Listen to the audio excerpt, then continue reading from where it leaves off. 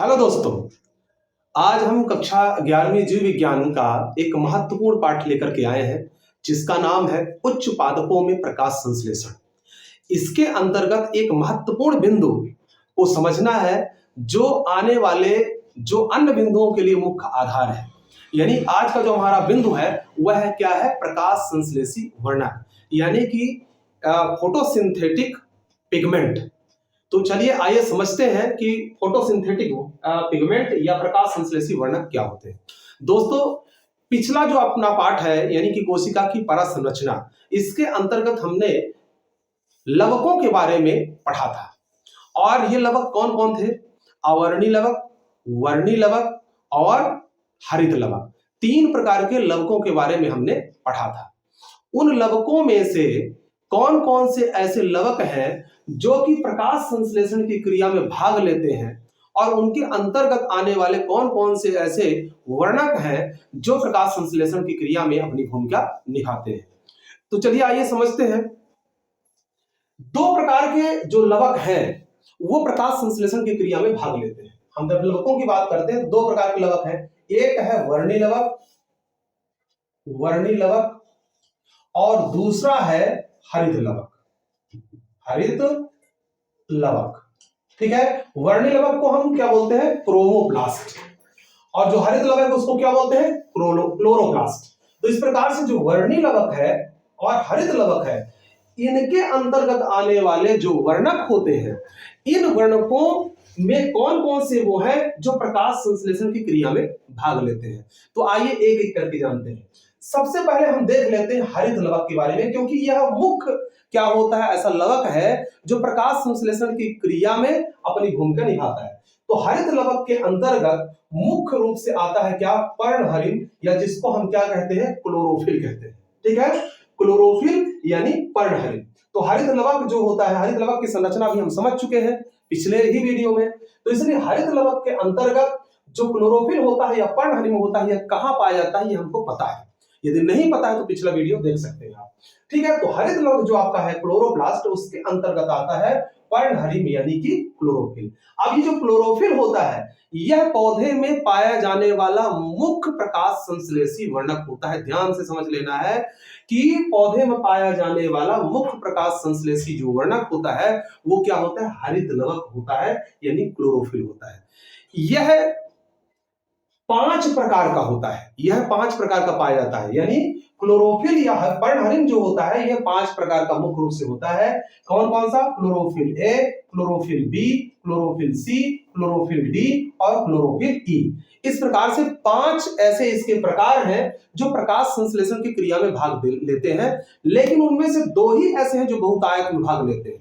पहला क्या है? Chlorophyll A. ये क्लोरोफिल ए जो होता है यह क्या करता है? यह सार्वत्रिक यानी अपनी मुख्य भूमिका निभाता है और इसी वजह से अधिकांश पेड़ पौधों में या सभी पेड़ पौधों में अनिवार्य रूप से पाया जाता है।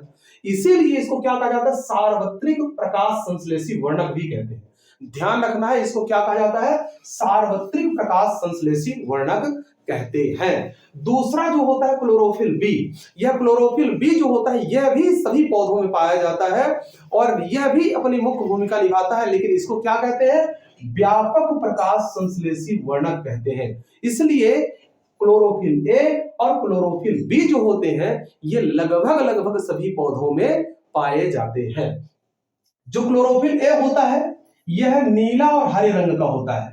हल्का नीलापन लेकर के जो हरा रंग होता है उस कलर का ये होता है। और जो आपका बी क्लोरोफिल बी होता है वो पीला हरे रंग का होता है। ठीक है, तो एक नीला हरे रंग का है क्लोरोफिल ए और दूसरा पीला हरे रंग का है। ठीक है, लेकिन जब हम क्लोरोफिल की बात करते हैं तो इसका मुख्य रंग क्या होता है? हरा। और इसके नाम से भी स्पष्ट है, क्लोरो का मतलब ये होता है ग्रीन। ठीक है, और फिल का मतलब होता है पत्तियां, यानी जो पत्तियां हरी होती हैं उसका मुख्य कंपोनेंट्स या मुख्य घटक क्या होता है? क्लोरोफिल ही होता है। ठीक है, ये तो बात हो गई क्लोरोफिल की जो हरित लवक के अंतर्गत आता है यानी हरित लवक में पाया जाता है। अब रही बात दूसरे अन्य वर्णकों की, तो अन्य वर्णक और कहां पाए जाएंगे? तो अन्य वर्णक कहां पाए जाते हैं? वर्णी लवक के अंतर्गत। अब जो वर्णी लवक होता है, वर्णी लवक के अंतर्गत मुख्य रूप से जो प्रकाश संश्लेषी वर्णक पाए जाते हैं उनमें 2 आते हैं। कौन कौन? एक है कैरोटीनॉयड और दूसरा है फाइकोबिलिन्स। ठीक है ना। इनको भी समझ लेते हैं, जो कैरोटिनॉइड है और जो फाइकोबिलिन्स है। मतलब यदि आपसे पूछा जाए कि प्रकाश संश्लेषी वर्णक कौन कौन से हैं, तो 3 हैं। अभी तो हम क्लासिफाइड करके आपको बता रहे हैं, लेकिन आपको ध्यान क्या रखना है, पर्णहरिण, कैरोटिनॉइड और फाइकोबिलिन्स, इनको 3 को क्रम से याद रखना है। लेकिन यदि वर्गीकृत करके यदि समझे, तो जो पर्णहरिण होता है यह मुख्य भूमिका में होता है, ठीक है।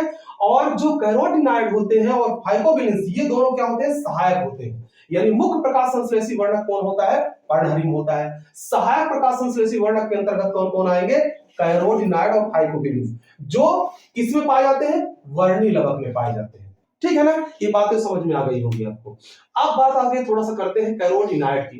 तो कैरोटिनॉइड चूंकि ये वर्णकों का क्या है, एक समूह है, और इसके अंतर्गत जो है तो 2 मुख्य रूप से ऐसे वर्णक आते हैं जो प्रकाश संश्लेषण में सहायक भूमिका निभाते हैं। एक है कैरोटीन और दूसरा है ज़ैंथोफिल, ठीक है ना। तो इस प्रकार से जो कैरोटीन और ज़ैंथोफिल होते हैं, इनके रंग की भी बात कर लेते हैं। तो जो कैरोटीन होता है ये नारंगी लाल रंग देता है, ठीक है ना, यानी ये नारंगी और लाल रंग के लिए होता है। और इसी तरह ज़ैंथोफिल जो होता है पीले रंग के लिए होता है, यानी पीला रंग किसी भी फल में, फूल में, जहां भी हम देखते हैं तो ये किसके कारण होता है, ज़ैंथोफिल के कारण होता है। यानी ज़ैंथोफिल एक ऐसा वर्णक है जो पीले रंग का उत्सर्जन करता है, पीले रंग का कारण बनता है, ठीक है ना। नारंगी लाल जो रंग है, नारंगी जो लाल है, यह कैरोटीन उत्सर्जित करता है। अब ये जो रंग है, ये कौन कौन से ऐसे पादप हैं, कौन कौन से ऐसे पौधे जिनमें पाया जाता है, तो गाजर इसमें मुख्य जो देखें तो हमारे आसपास जो सब्जियां हैं उनमें से गाजर, और ये बहुत ही महत्वपूर्ण है। अक्सर ये पूछा जाता है परीक्षाओं में कि गाजर में कौन सा वर्णक पाया जाता है, तो आपको ध्यान रखना है बीटा कैरोटीन, यानी कैरोटीन यदि रहता है तो आपको ध्यान रखना है कि गाजर में पाया जाता है, ठीक है ना। और जो कैरोटीन के अंतर्गत वर्णक होता है उनमें से बीटा कैरोटीन जो होता है, ये सबसे सामान्य प्रकार का कैरोटीन होता है, ठीक है ना। अब जो कैरोटीन है और किन किन पादपों में पाया जाता है, तो मुख्य रूप से पका जो टमाटर होता है जो लाल कलर का होगा, और जो लाल मिर्च होती है, लाल मिर्च में कैरोटीन ही पाया जाता है, लेकिन इसके अंतर्गत एक लाइकोपीन वर्णक होता है, वो लाइकोपीन इसमें पाया जाता है, किसमें, लाल मिर्च में। अब आपको इस बात को ध्यान रखना है, ठीक है। ज़ैंथोफिल के लिए हमने बताया कि ये जो इसका रंग होता है कौन सा होता है, पीला होता है, और इसके अंतर्गत इसमें ज्यादा कुछ नहीं विशेष है, बस इतना ध्यान रखना है कि सबसे ज्यादा ज़ैंथोफिल जो सामान्य रूप से और सबसे ज्यादा पाया जाने वाला जो ज़ैंथोफिल होता है वो कौन सा होता है, ल्यूटीन होता है। बस इसमें इतना ध्यान आपको रखना है। हम तीसरे क्रम में चले, यानी सहायक प्रकाश संश्लेषी वर्णक के अंतर्गत दूसरा नंबर, और मुख्य जो पूरे प्रकाश संश्लेषी वर्णकों की बात करें तो तीसरे नंबर पे तो फाइकोबिलिन्स आ जाता है। फाइकोबिलिन्स क्या है, देखिए इसके अंतर्गत 2 प्रकार के वर्णक आते हैं, और एक आता है क्या, फाइकोइरिथिन, और दूसरा आता है फाइकोसाइनिन। अब इनको ध्यान रखना है, ये मुख्य रूप से जो फाइकोइरिथिन होता है ये लाल रंग के लिए होता है। कोई भी फल फूल यदि लाल रंग का दिखाई दे रहा है तो इसका मतलब यह है कि उसमें फाइकोइरिथिन की मात्रा है, ठीक है। इसी प्रकार से यदि हम बात करें कि फाइकोसाइनिन नीला रंग किसी में आ रहा है तो इसका मतलब वहां पे कौन सा वर्णक उपस्थित है, तो हो जाएगा फाइकोसाइनिन। कुल मिलाकर के फाइकोबिलिन्स के अंतर्गत जो 2 वर्णक आते हैं वो कौन है, फाइकोइरिथिन और फाइकोसाइनिन। फाइकोइरिथिन लाल रंग के लिए और फाइकोसाइनिन नीला रंग के लिए होता है। तो इस प्रकार से ये वर्णकों की बातें हो गई, ठीक है ना। अब इसमें ध्यान रखना है कि जो मुख्य वर्णक होता है और सहायक वर्णक, इसको मुख्य क्यों कहते हैं और इसको सहायक क्यों कहते हैं, ये भी समझ लेते हैं थोड़ा सा। तो मुख्य वर्णक क्या होता है, ये सीधे सीधे प्रकाशीय ऊर्जा को ग्रहण करता है, अवशोषित करता है, तत्पश्चात यह कार्बोहाइड्रेट का निर्माण करता है। लेकिन ये क्या करते हैं, 2 सहायक वर्णक जो होते हैं, इनको सहायक क्यों कहा जाता है, क्योंकि प्रकाशीय ऊर्जा को ऑब्जर्व तो करते हैं, अवशोषित करते हैं, लेकिन इस अवशोषण के पश्चात आगे की जो प्रक्रिया होती है कार्बोहाइड्रेट जैसे पदार्थों का निर्माण करने की, ये काम ये नहीं करते, बल्कि ये क्या करते हैं, अवशोषित ऊर्जा को क्लोरोफिल में ट्रांसफर कर देते हैं, स्थानांतरित कर देते हैं। ये दोनों जो वर्णक सहायक जो प्रकाश संश्लेषी वर्णक होते हैं वह क्या करते हैं, जो प्रकाश संश्लेषण की क्रिया के टाइम पर जो सौर ऊर्जा का अवशोषण ये करते हैं, उस ऊर्जा को वह क्लोरोफिल के लिए पर्णहरिण को स्थानांतरित कर देते हैं। तो ये तो कुछ प्रकाश संश्लेषी वर्णकों की बातें थी जिनको हमने आपको बताया। अब इसमें थोड़ा सा और आगे हम बढ़ते हैं तो एक आ जाता है इमर्शन प्रभाव और लाल पतन रोग। लाल पतन ये 2 प्रकार का, मतलब इमर्शन प्रभाव और एक है कौन सा, लाल पतन। ये दो प्रकार की घटनाओं के पश्चात ये समझ में आया वैज्ञानिकों को कि जो प्रकाश संश्लेषण की क्रिया होती है उसमें जितने भी वर्णक भाग लेते हैं उनके दो समूह होते हैं, ठीक है ना। और इन्हीं दो समूहों के कारण दो प्रकार के फोटो सिस्टम बनाए गए, और वो दो प्रकार के फोटो सिस्टम यानी दो प्रकार के वर्णक तंत्र बनाए गए, ठीक है ना। अब ये जो वर्णक तंत्र बनाए गए ये तरंग दैर्ध्य और प्रकाश के अवशोषण के आधार पर बनाए गए हैं। तो उनमें से जो फोटोसिंथेसिस की जो क्रिया है यानी प्रकाश संश्लेषण की जो क्रिया है उसके अंतर्गत जो प्रकाश संश्लेषी वर्णक होते हैं उनके दो समूह होते हैं। एक समूह कौन सा होता है, पीएस फर्स्ट, जिसको कहते हैं पिगमेंट सिस्टम प्रथम, फर्स्ट, ठीक है ना। यानी जिसको हम क्या कहेंगे, वर्णक तंत्र प्रथम, इसको हम क्या कहेंगे, वर्णक तंत्र प्रथम, ठीक है ना। और दूसरा क्या, पीएस सेकंड, इसको हम क्या कहेंगे, वर्णक तंत्र द्वितीय, ठीक है ना। तो इस प्रकार से जो पूरे प्रकाश संश्लेषी वर्णक होते हैं उनको दो ग्रुपों में डिवाइड किया गया या वर्गीकृत किया गया। इसमें से पहला कौन सा हो जाएगा, पीएस फर्स्ट हो जाएगा। पीएस फर्स्ट यानी जिसको कहते हैं पिगमेंट सिस्टम फर्स्ट, और दूसरा कौन सा हो जाता है, पिगमेंट सिस्टम सेकंड, ठीक है। वर्णक तंत्र प्रथम और वर्णक तंत्र द्वितीय। थोड़ा इनके बारे में जानते हैं ताकि आगे की जो बिंदु है हमारे लिए सरल हो जाए। वर्णक तंत्र प्रथम क्या होता है, इसके अंतर्गत जितने भी पिगमेंट आते हैं, वर्णक आते हैं, वो समूह वो सभी मिल करके एक तंत्र का निर्माण करते हैं, ठीक है ना। और उनमें से एक मुख्य होता है, ठीक है ना। तो चलिए समझते हैं। तो यहां पर देखें यदि वर्णक तंत्र प्रथम में तो chlorophyll A, chlorophyll B, carotenoid, ये तीनों मिल करके और क्या बनाते हैं, वर्णक तंत्र प्रथम को बनाते हैं। लेकिन इसका जो मुख्य केंद्र होता है, वर्णक तंत्र प्रथम का केंद्र जो होता है वो क्या होता है, क्लोरोफिल ए होता है, जिसे हम P700 कहते हैं। क्या कहते हैं, P700, ठीक है ना।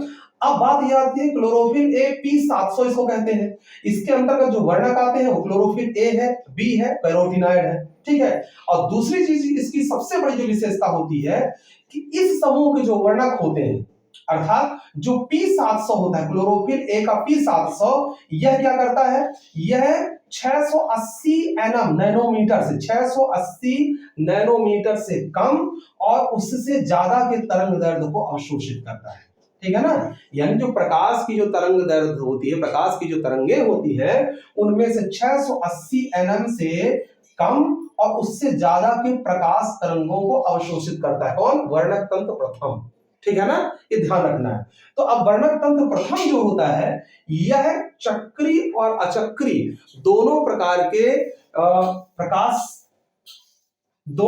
के यानी फास्फोरिलेशन में, ठीक है ना, पाया जाता है कौन, वर्णक तंत्र प्रथम। वर्णक तंत्र प्रथम जो होता है चक्री अचक्री दोनों प्रकार के फास्फोरिलेशन में पाया जाता है, ठीक है ना। इसी प्रकार से हम ये देखें वर्णक तंत्र द्वितीय अर्थात पीएस सेकंड की बात हम करें, पिगमेंट सिस्टम सेकंड की, तो यहां पे देखिए यहां क्या हो रहा है, यहां पर जो मुख्य वर्णक तंत्र होता है, वर्णक तंत्र में तो सारे वही है वर्णक, कौन कौन, क्लोरोफिल ए, बी, कैरोटीनॉयड, यहां भी क्लोरोफिल ए, क्लोरोफिल बी और कैरोटीनॉयड पाए जाते हैं।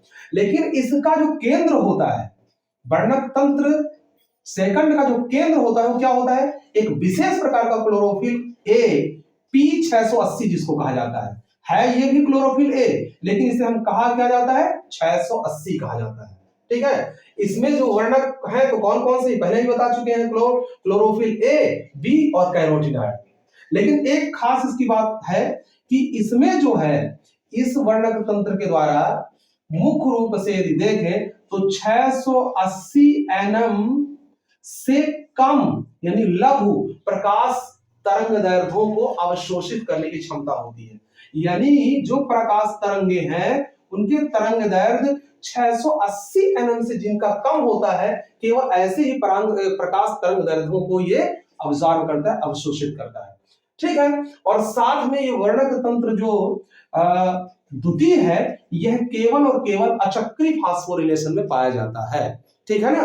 तो इस प्रकार से हम प्रकाश संश्लेषी वर्णकों के बारे में विस्तार से समझ चुके हैं। अब हम अगली वीडियो में लेके आएंगे आपके लिए क्या, चक्री और अचक्री फास्फोरिलेशन। तब तक इसको समझें और अच्छे से तैयार कर लें, और हम उम्मीद करते हैं कि आपको ये चैप्टर समझ में जरूर आया होगा। धन्यवाद।